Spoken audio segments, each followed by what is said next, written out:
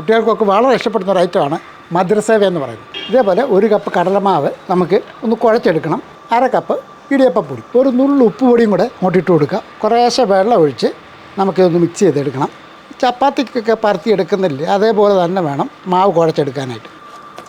ഇതുപോലെ സേവനാഴി എടുക്കുക, ചില്ലുണ്ട്, ആ ചില്ല് മാത്രം ഇട്ട് കൊടുക്കുക. ഇതേപോലെ ഒരു നിരപ്പായ പാത്രം അങ്ങോട്ട് അടുപ്പത്തിട്ട് വെക്കുക.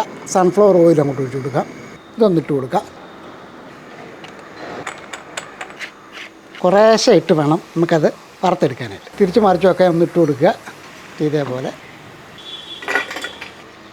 അങ്ങോട്ടിടാം.